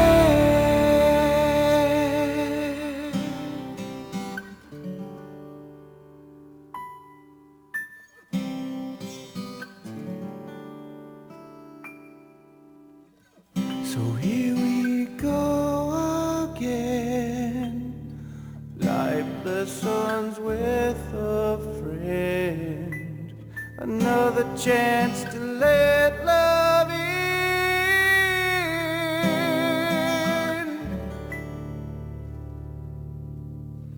And in another life, our eyes will meet one more time. I see you in my life for all time.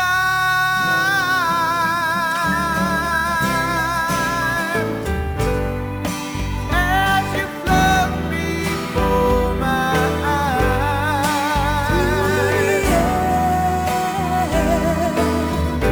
touch my hand, it makes me cry. Just to know you're there, just to know you're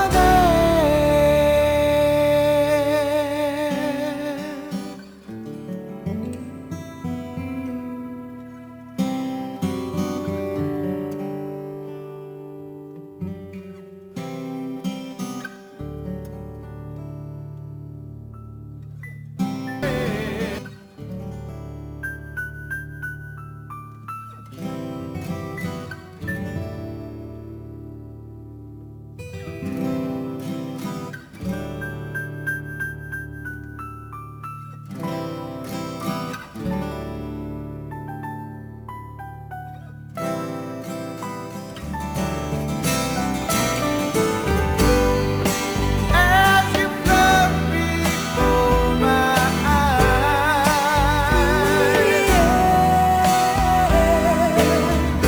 Touch my hand, it makes me cry. Just to know you're there, just to know you're there. As you float before my eyes,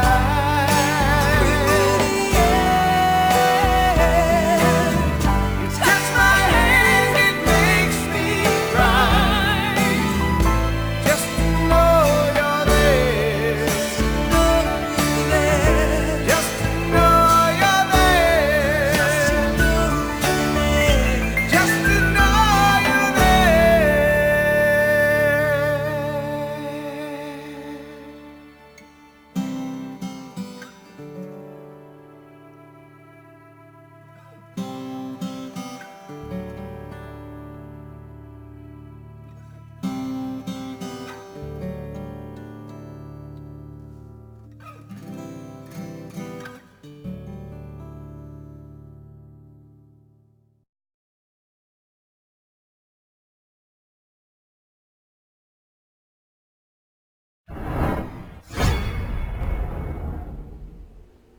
Welcome back to Center of Light. Why do I do this with this dollar flashlight I bought from Dollar Tree? Because in that is everything. It doesn't require scripture. It doesn't require rocket science. Truly. It's a white slate. In that is everything. Everything you can possibly want. So the question becomes, how do I become that so I can have everything I possibly want? It's not about having everything you possibly want. It's simply about becoming that. And in so doing, you get everything you possibly want. What is that? What is the this? We call it light. But in it is information, pure potentiality, eternity. Everything that can possibly ever exist exists in the frequency of the highest light. You exist because the frequency of the highest light. So why am I not aware of my frequency of the highest light? That's the question every sentient being in the universe is posing to themselves. The teachings are going to change. I know this in my soul. I am the soul bringing it forth.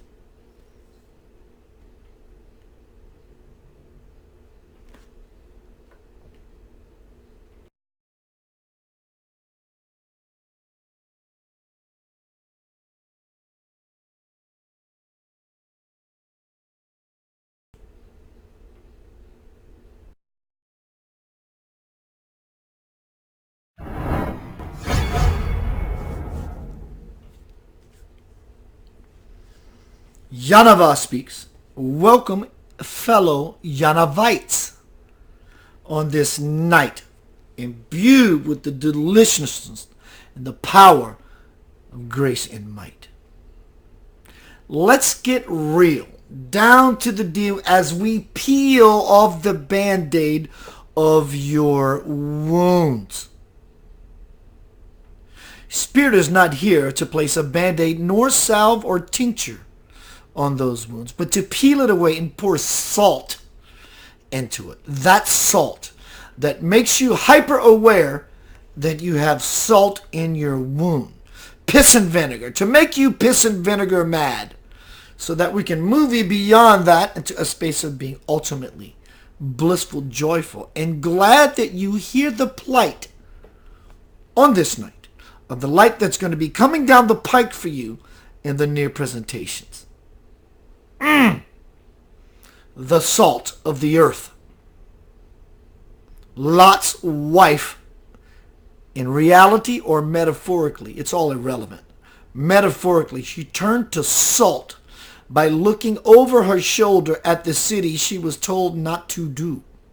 Looking towards the past, which will never last. And in such a gas, she became solidified as the salt. Spirit uses that very salt for Lot, so he can turn and look towards his future. Same idea. Spirit will begin to use that very salt that may seem to burn you in your tenderness wounds, with the intention of helping you look towards your future. Basically, what his Spirit is saying, in the example of Lot, are you looking around your life a whole lot to see what you have, what you've got, and what you are willing to release as you look towards your future, so that you can understand and finally see that through the silence, the new world will suddenly appear? Basically, here's a new approach for you never thought Spirit would ever bring to your attention, that I will mention for your ascension. As you come into this forum in the near future, you may find it often upsets you. Great! But you can't leave. When you get upset, don't leave. Stay. It's yours if you may. And choose to play with Spirit. I want to piss you off. Why would Spirit ever say such a thing? Why would it not? I am here to peel your Band-Aid off of your wound and to open it up. Open it up so that we can pour the salt of the earth. Salt is considered a seasoning. We're here to season you. For now is the season. Doesn't require a reason, though we can find an infinite amount of them happening all around you, can we not? Should I get off the pot? It's basically what it comes down to. As Spirit will begin to push, dare you ask a question in this forum, for you will be answered. Can you handle it? Goddamn right you can. Are you willing to? That's up to you. See? Perspective. Car wreck. Is your life a wreck? Is your life spinning around uncontrollably as the vessel found himself in just a couple of days ago? Life-ending possibility. Life-finding possibility. He found potential. He found perspective. See how beautiful such a horrible event could have been? See how beautiful your life is? And such a horrible events that unfold all around you as you claim them to be? Do you see?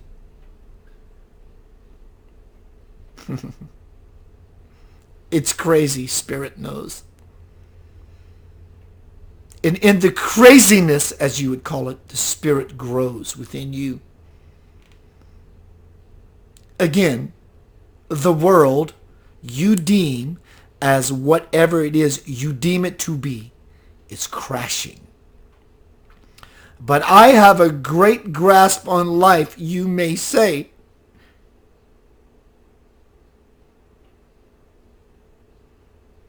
Be willing, because all illusions will fall. Are you hearing this call?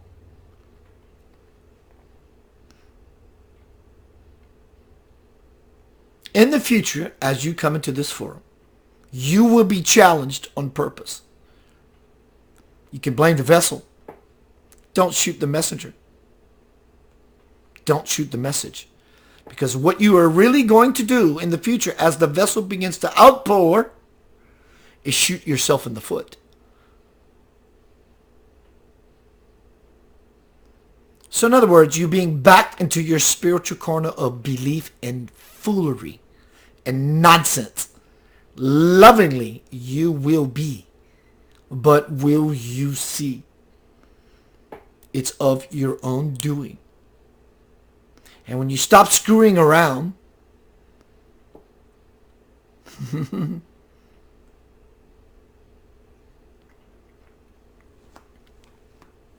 is only when you will be found.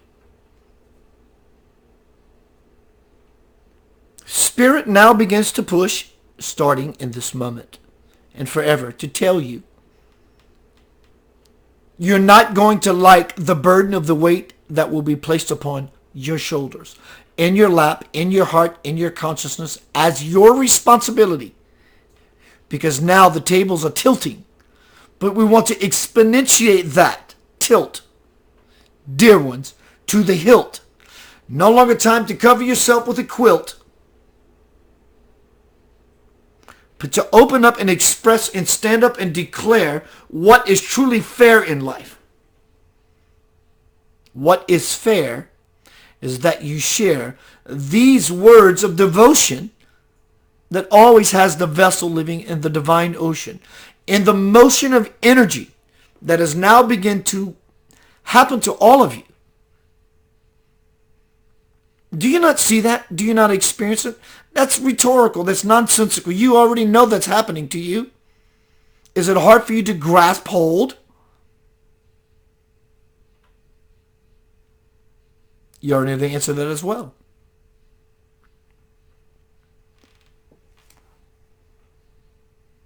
You will be challenged in this forum.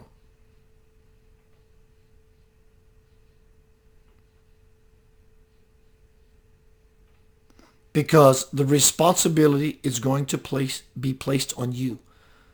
Individually and solely. S-O-U-L-Y, solely.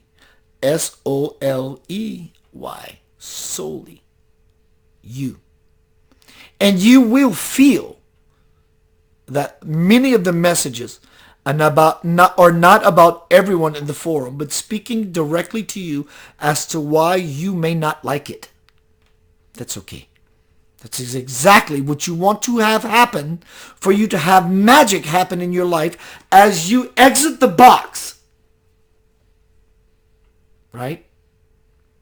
Do you want this level of teachings? Many will want to run away, while others salivate and run too. Do you want this? It's yours for the taking. It's yours for the making it all up. Humanity leads the way. You don't. You may be a voice, but humanity leads the way. You don't. Humanity. And Spirit will check you on the jaw, on the chin, a pat on the back, a knock on your head, a kick in your groin, a peeling off of a Band-Aid to pour salt in your wound, or to lovingly kiss you on your face with grace to say that you are being blessed. Times infinity. Prepare yourself for what you never thought possible. Let me say that again. Prepare yourself for what you never thought possible. Prepare yourself for what you never thought possible. Your greatest joy and your greatest demon. It's all not up to you. It's all in you. And it's being forced out. The snake charmers with all their snake oils are coming through with their healing and their toils. It all boils down to what you do with this in this moment.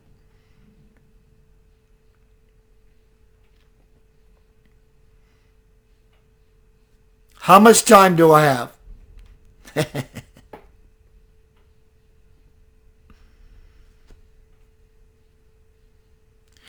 You are no longer living in time. You are living in space. What space are you living in?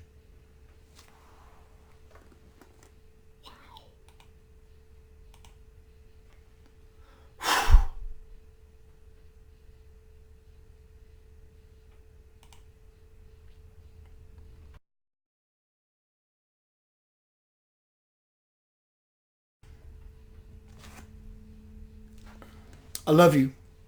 The teachings are changing. They're elevating. Spirit's light always reveals shadows. So here's the gig. This is not only on you. In fact, who it's on me first. As the platform, as the vessel. My work, I have to step it up to understand the message that was conveyed, that was laid down before me. Not before you, it's down before me. I heard this from me. So in order for me to ever have anyone understand me as a teacher, I have to understand the teachings myself. So now I have a challenge before me, and I lovingly accept it. I'm prepared to get my spiritual ass whipped to bring me into a state of consciousness. Jesse Berthelot, what's up, Broham? Michelle Noonan, Kayleen, hello, Kayleen, Bob, Lynn. Jamie says, what is up with this year? I just feel so lost, so very lost. Like everything is falling apart and I just want to keep it all together. Jamie, I'm going to share with you. I don't know how long you've been here as to why you posed a question because I said the answer, but I'm thinking you may have just showed up, so I'll share it again.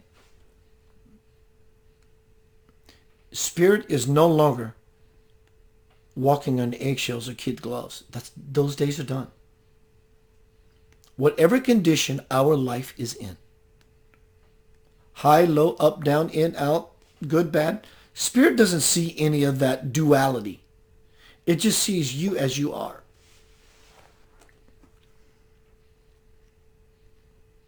If a wound in any of our lives is being opened up, not opened up for salt to be poured in to create pain, but a wound, an emotional wound, whatever the wound may be on any level, opened up that salt is being poured in it, is to create an awareness. Oh my God, that hurts. Of course it hurts. And now your awareness is paying attention to what you think hurt is. It's not about self-induced suffering, and it's not about Spirit trying to wound you any further. Spirit is trying to call your attention to the wound. Hence you become the salt of the earth because you are made of the earth. And now that salt of Mother Earth is being poured is to bring about a birth in you. That's what Mother Energy does. It brings about a birth in you. You don't have to like it. It requires you to be present so that you understand that the opportunity that lies before you is of the most grand experience you can possibly have. Hence, can you see the forest through the trees? You can never go over the wall. You can never go around the wall. You can only go through it. And in so doing, you dissipate it. And you graduate it as you integrate it and initiate it into your experience. Do you understand? 2 minutes to midnight. Are you excited about midnight like it was ringing in the new year?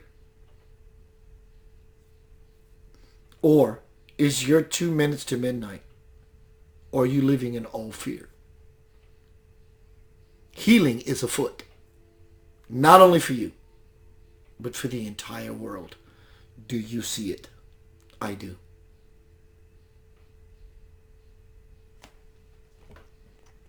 John Wright, my broham sandwich. Good to see you, John. Everyone, thank you for joining me on Center of Light tonight.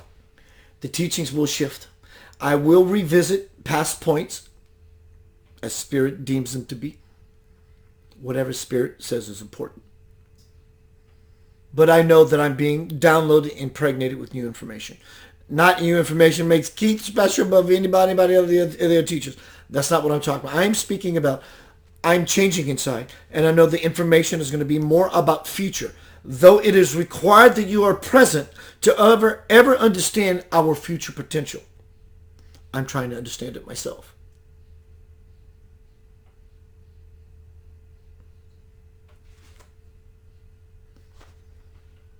Talk about soulmates.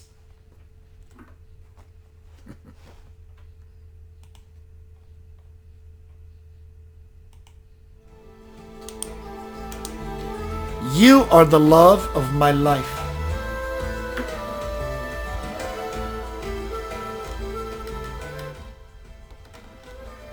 You are the love of my life. I've never wanted anything greater.